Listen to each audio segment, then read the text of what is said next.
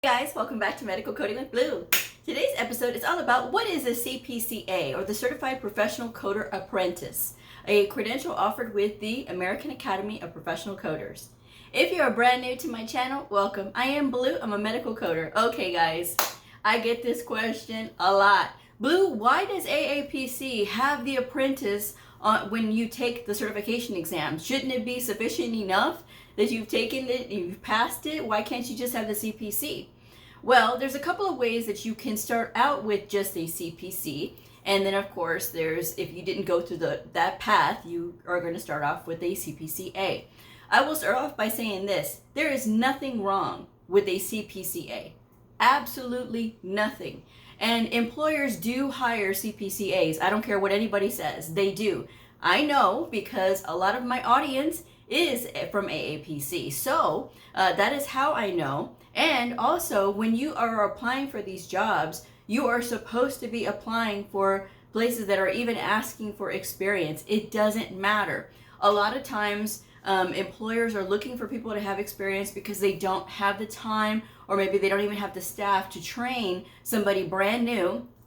So of course, if they're going to have their wood brothers, they're going to want the person to have experience, but because they know that everybody who has experience is already working. So if you stroll up in there and you're a brand new medical coder and you can pass a proficiency exam, because they will all give you these proficiency tests everywhere you go. So if you can pass that, you are already on your way to getting this as a new career. But you're never going to get that chance if you let every single job listing that says candidate must have 3 to 5 years experience stop you. Okay, you can't let that happen.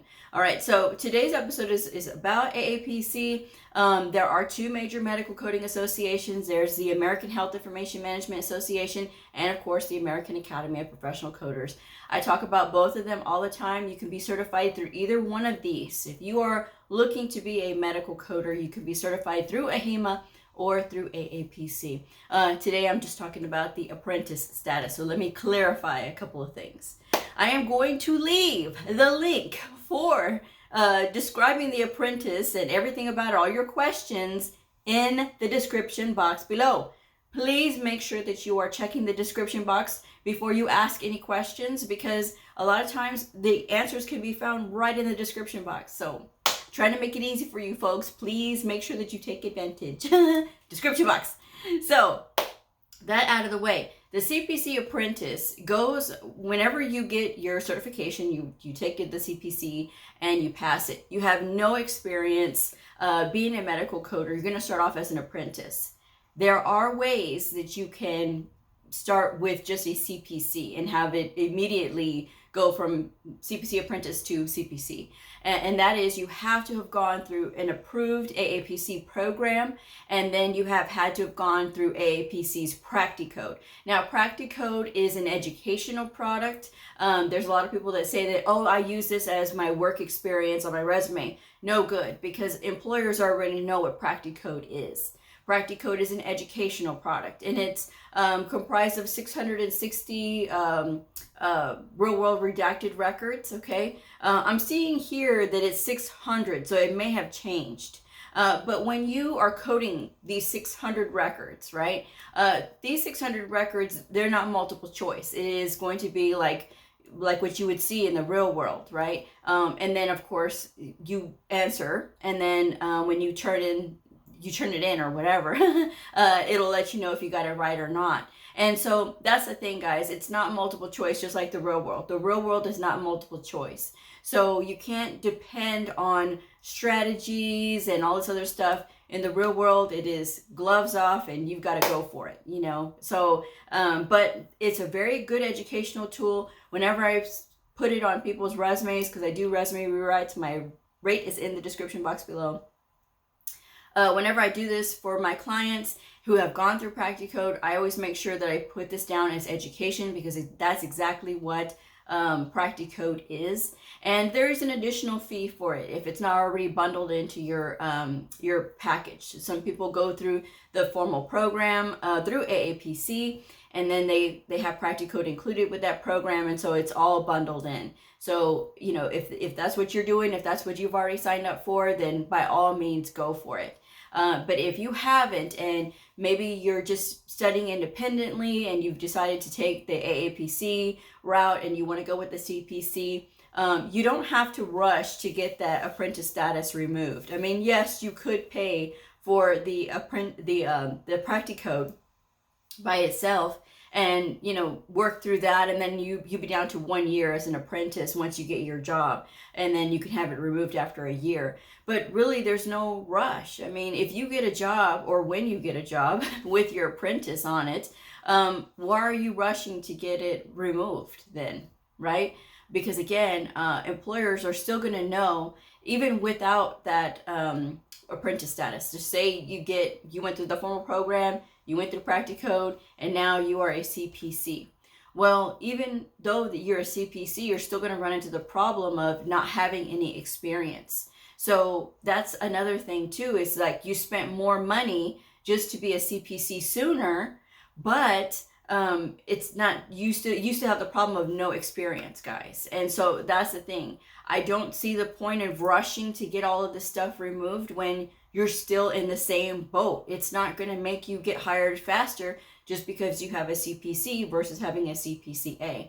Well, Blue, what about all these job listings that say that a Cpca is not even considered? There's other fish in the sea, okay, guys? You can still apply with them anyway, because again, if they're desperate enough, they will look at you, but you have to make sure that you're bringing your A game, because if you have a really good resume and a really good cover letter and something that is saying what skills are you bringing, even if you're coming from a field that is not medical, you can still impress a new employer just by having the right stuff when you're going in.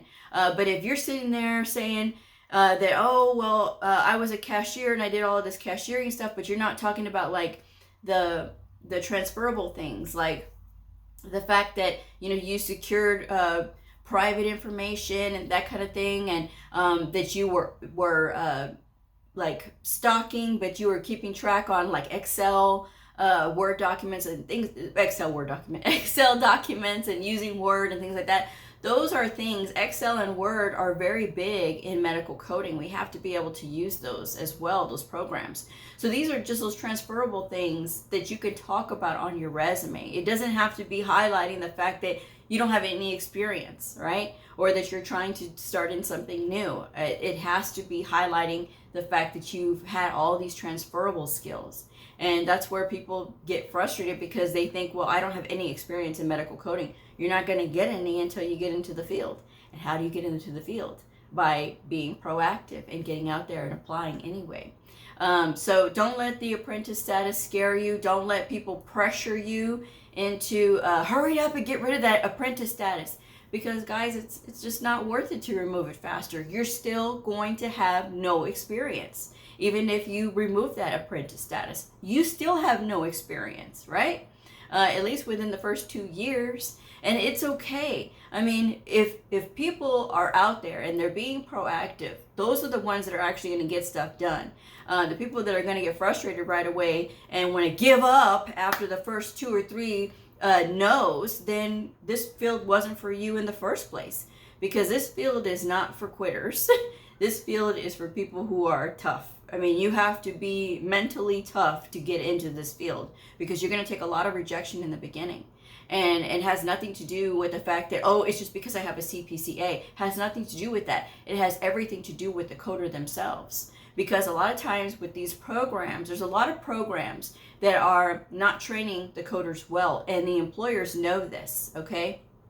So if you've gone through a very fast-paced medical coding program and they are not training you on how to code, but more rather on exam strategies to help you to pass, and they're making you write in your book and tab all your book and do all this crazy stuff that you don't need to do, because your books are meant as reference. They are not meant as workbooks. I keep saying this to people, and they still want to tab their books. I never tabbed my books. Even when I took my first exam back in 2008, I've taken 3 medical coding certification exams, all with the American Health Information Management Association, and I did not have any writing, and I did not have any highlights, and I did not have any tabs in my books, and I still passed on the first try. Why? Because I learned how to use the books, and I studied, and I made sure that I read everything like I was supposed to. And again, I have all of my videos that I talk about my exam tips and everything. So guys, I mean, it's up to you to listen. I mean, you can if you want to. I mean, I'm just here to make videos and help you guys out. So if you listen, you know, you're on your way. If you want to take it your hard way, like go and listen to everybody else and now you don't know what to do, guys, that's the problem. When you listen to a lot of other people who have maybe nothing to do with the field at all, and that's what gets people frustrated and confused. And I see that a lot with people who ask me about the Cpca. I'm not with AAPC, so the things that I know is from my research, and plus, you know, I've been a veteran since 2008, so I know a thing or two about AAPC. But I wanted to read some of these things here from the AAPC website about the apprentice status. So Cpc Apprentice, when you pass the CPC exam, you will receive a Cpca credential, which signifies apprenticeship standing. You remain an apprentice until you fulfill the 2-year experience requirement, at which time you will submit proof of meeting the requirement and your A will be removed. Options for meeting the 2-year experience requirement for full CPC standing: 2 years of on-the-job experience using CPT, ICD-10-CM, and HCPCS level 2 code sets. So regardless, I mean, once you get your job, you're going to get your apprentice status removed within 2 years anyway, or at the end of the 2 years. So again, you're just going to be spending more money if you have to pay for all these other things. I'm just saying. To show proof, you must obtain and submit 2 letters of recommendation verifying 2 years of on-the-job experience using the specified code sets. One of the 2 letters must come from your employer on company letterhead, and the second letter may come from a colleague or a previous employer. Your experience as well can include time you have coded for a previous employer or prior to certification. So sometimes people will start off as a medical coder, or they'll be doing medical coding functions, and then they decide to go ahead and get the CPC. And so when you do that, you can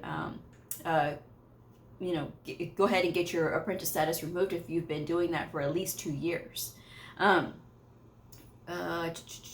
then it says completion of at least, the second option is completion of at least 80 contact hours of coding preparation course equates with 1 year of coding experience. Submitting proof of your participation in an 80-hour medical coding course deducts 1 year of the 2 years of experience required to graduate from Cpca to CPC.